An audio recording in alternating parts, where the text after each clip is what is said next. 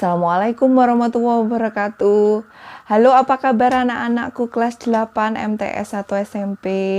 Semoga kalian selalu bahagia dan sehat. Tetap semangat walaupun kita harus belajar dari rumah. Anak-anakku sekalian, untuk pembelajaran pertama di semester ganjil kelas 8, kita akan belajar tentang teks berita. Apa dan bagaimana teks berita? Mari kita pelajari berikut ini. Yang pertama dari teks berita, kita akan membahas tentang pengertian teks berita. Teks berita adalah laporan dari suatu peristiwa atau kejadian yang bersifat faktual, aktual, objektif, dan menarik bagi sebagian pembaca, serta menyangkut kepentingan mereka. Kemudian, unsur-unsur teks berita. Unsur-unsur teks berita adalah 5W plus 1H, yang biasanya yaitu what, who, when, where, why, dan how. Tapi dalam pembelajaran bahasa Indonesia bersama Bunda Nia, saya biasa memakai istilah adik Simba, yaitu apa, di mana, kapan, siapa, bagaimana, dan mengapa. Apa, yaitu suatu berita dikatakan baik jika memenuhi unsur yang menjawab apa yang terjadi. Di mana, yaitu suatu berita dikatakan baik jika ada deskripsi atau penggambaran lengkap tentang tempat kejadian. Kapan, suatu berita dikatakan baik jika menyebutkan dengan jelas waktu kejadian peristiwa. Siapa, yaitu suatu berita dikatakan baik jika disertai keterangan tentang orang-orang yang terlibat dalam peristiwa tersebut. Mengapa, yaitu suatu berita dikatakan baik jika disertai sebab alasan atau latar belakang terjadinya peristiwa.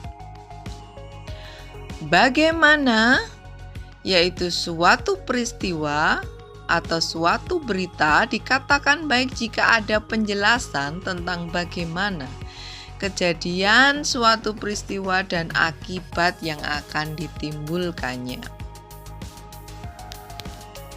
Selain unsur-unsur teks berita berupa 5W 1H atau adik Simba, unsur-unsur teks berita lainnya adalah yang pertama adalah unsur aktual. Unsur aktual yaitu sebuah berita harus terkini, terbaru, terhangat, sedang ramai dibicarakan, baru saja atau sedang terjadi. Kemudian harus memenuhi unsur faktual, yaitu sebuah berita harus benar-benar terjadi, bukan hasil sebuah rekayasa, bukan hasil karangan, bukan hasil imajinasi, atau bukan hasil khayalan seseorang. Kemudian, sebuah berita harus memenuhi unsur penting. Apa itu unsur penting? Bahwa sebuah berita dikatakan penting bila ada tokoh penting yang terlibat dalam peristiwa tersebut. Dan atau berita tersebut menyangkut kepentingan orang banyak atau paling tidak mempengaruhi kondisi masyarakat di lingkungan tersebut. Kemudian, sebuah berita juga harus memenuhi unsur menarik. yaitu sebuah berita harus menimbulkan rasa ingin tahu. Jadi ketika kamu membaca sebuah judul berita, kamu penasaran bagaimana atau apa isi berita tersebut. Selain memenuhi rasa ingin tahu, juga menghibur. Kemudian mungkin aneh. Kemudian mengandung nilai kemanusiaan tentang bencana alam atau tentang korban peperangan. Kemudian mungkin mengandung kriminalitas, yaitu tentang kejahatan yang terjadi di lingkungan kita, atau tentang konflik pertikaian antar teman, antar golongan, atau lain-lainnya yang mungkin cukup menarik, mengundang penasaran kita untuk membacanya. Selain unsur-unsur di atas, berikutnya kita akan membahas bahwa dalam teks berita, kita akan mengenal istilah yaitu fakta dan opini. Apa itu fakta dan apa itu opini? Buni akan menjelaskannya sebagai berikut, yaitu fakta adalah suatu hal yang telah terbukti kebenarannya atau benar-benar terjadi. Sedangkan opini adalah pendapat atau gagasan seseorang tentang suatu hal. Sumber kalimat fakta. Yang pertama, kalimat fakta bisa kita ambil dari peristiwa nyata. Kemudian yang kedua, dari hasil penelitian atau pengamatan. Yang ketiga, dari pendapat seseorang berdasarkan kenyataan. Jadi yang ketiga ini bisa berasal dari opini. Tapi tentu saja opininya berdasarkan kenyataan. Kemudian ciri-ciri fakta. Suatu berita atau dalam sebuah berita, kita bisa mencari bagian mana yang merupakan fakta apabila yang pertama ada keterangan waktu. Jadi di situ di dalam berita itu tertera tanggal, bulan, tahun, kemudian pukul, jam kejadian itu ada. Kemudian yang kedua, ada keterangan angka dan data. Misalkan apabila beritanya tentang korban bencana alam banjir. Nah, itu ada tertulis dengan jelas data jumlah korban. Misalkan yang laki-laki meninggal berapa orang, yang perempuan berapa orang, yang luka-luka berapa orang. Ada angka yang disebutkan secara jelas dalam berita tersebut. Yang ketiga, yang menunjukkan bahwa berita itu benar-benar fakta adalah adanya keterangan tempat yang tertulis jelas dalam berita tersebut. Misalkan disebutkan kejadian tersebut ada di desa mana, kecamatan mana, kemudian kabupaten mana, itu jelas. Kemudian setelah kita membahas ciri-ciri fakta, berikutnya kita membahas ciri-ciri opini. Sebuah berita dikatakan opini bila yang pertama ada keterangan menurut seseorang tokoh ahli atau saksi berita. Misalkan dalam bagian tubuh berita ada dikutip menurut ahli metafisika, misalkan membahas tentang berita tersebut. Kemudian yang kedua, ada nama tokoh penting yang disebut ikut berkomentar dalam sebuah berita. Misalkan tentang beritanya tentang pemotongan hewan korban. Lalu dalam berita itu dikutiplah komentar dari panitia penyelenggara hewan korban di sebuah tempat tersebut. Kemudian setelah kita membahas tentang fakta dan opini, kita akan membahas tentang struktur teks berita. Dalam teks berita ada 3 struktur yang harus kalian ketahui. Yang pertama disebut sebagai orientasi. Apa itu orientasi? Yaitu bagian pembuka dan penjelasan singkat tentang berita. Biasanya ada di bagian awal berita. Ketika kalian membaca setelah judul, jadi paragraf awal itu, paragraf pertama itu orientasi. Yang kedua disebut sebagai peristiwa, yaitu yang menjelaskan tentang kejadian dari awal sampai akhir berdasarkan fakta dari tempat kejadian. Kemudian yang ketiga adalah sumber berita.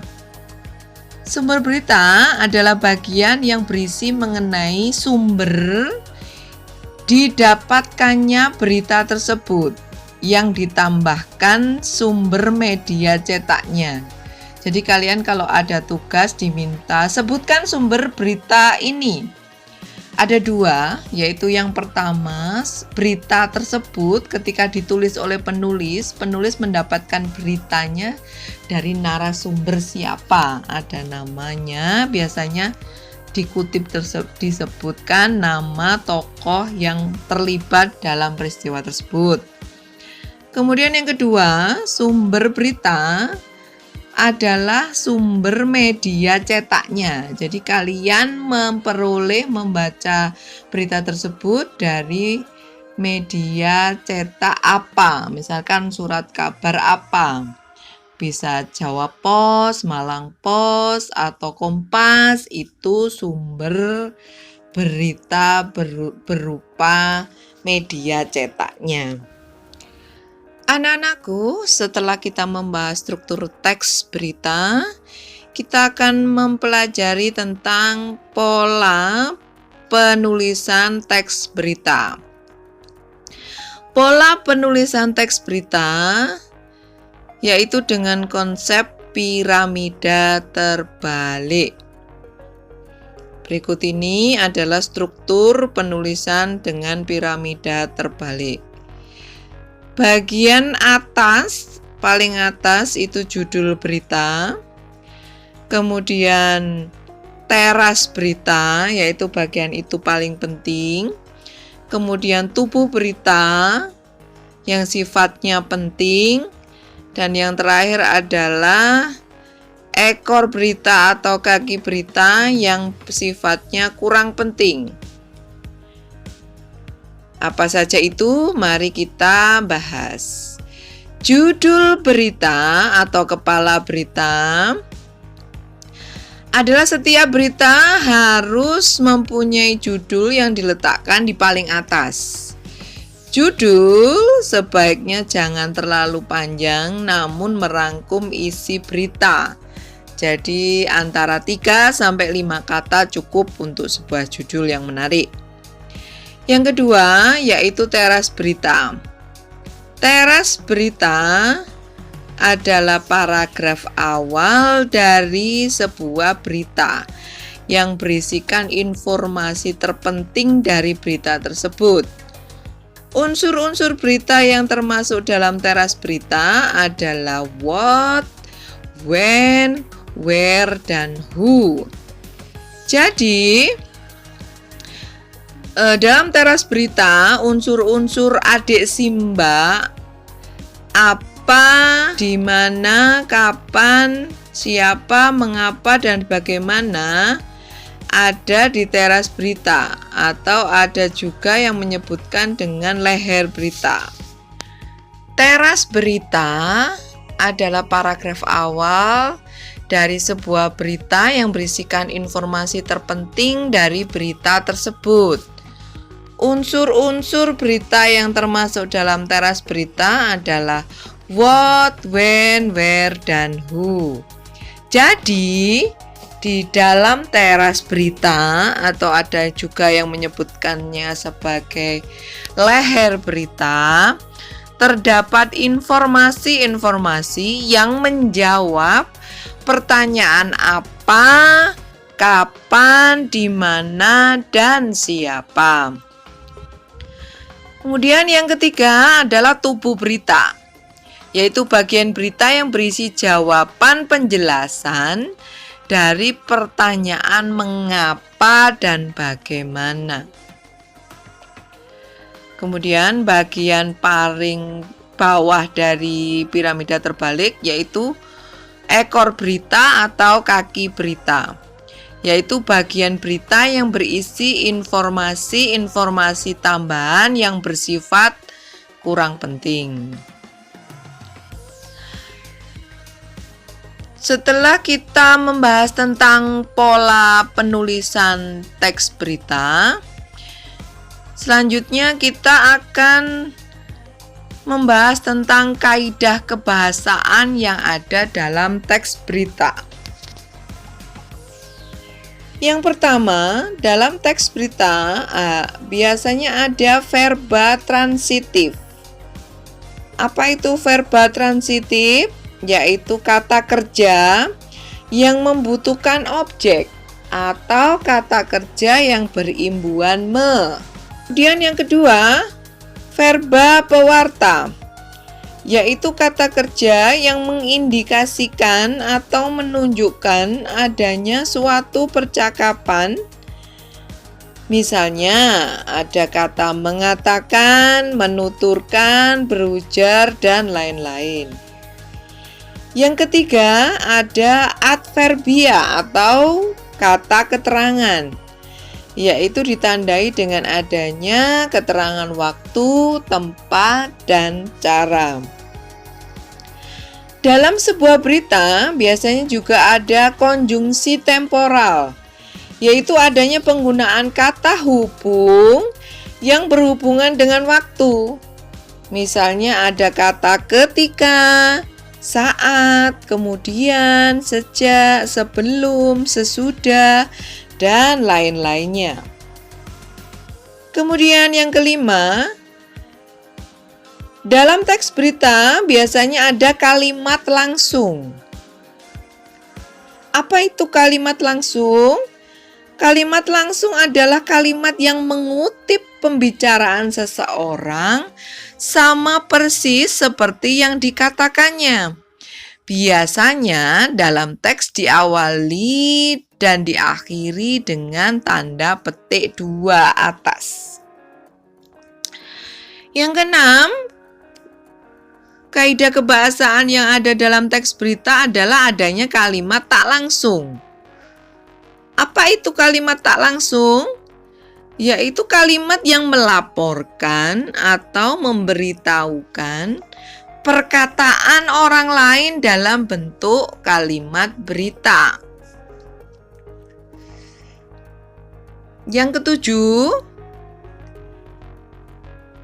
dalam kaidah kebahasaan teks berita ada beberapa hal yang harus diperhatikan, bahwa sebuah teks berita harus mematuhi yaitu penggunaan bahasa sebagai berikut. Yang pertama adalah baku dan sederhana.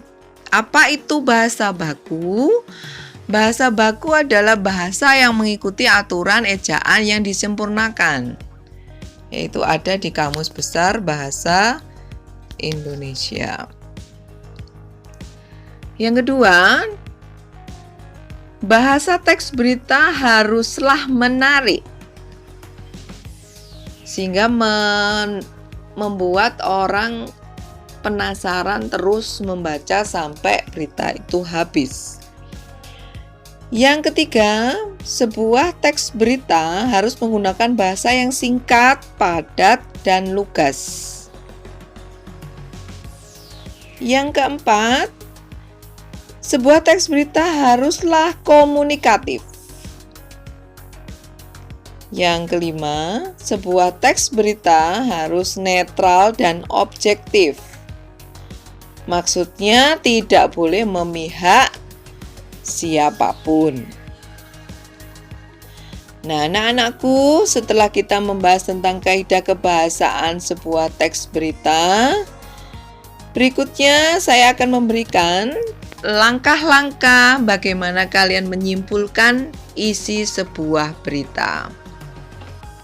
Jadi yang pertama, membaca, melihat, atau mendengarkan berita secara seksama. Jadi kalian apabila memperoleh bacaannya melalui media cetak, bacalah teks berita tersebut dengan baik. Apabila melihatnya melalui media televisi misalkan, jadi lihatlah dengan benar-benar, dengan seksama.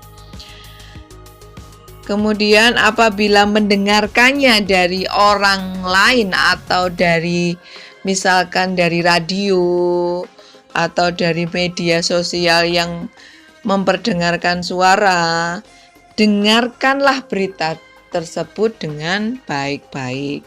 Jadi tidak boleh sepotong-sepotong dalam menerima informasi dari sebuah berita.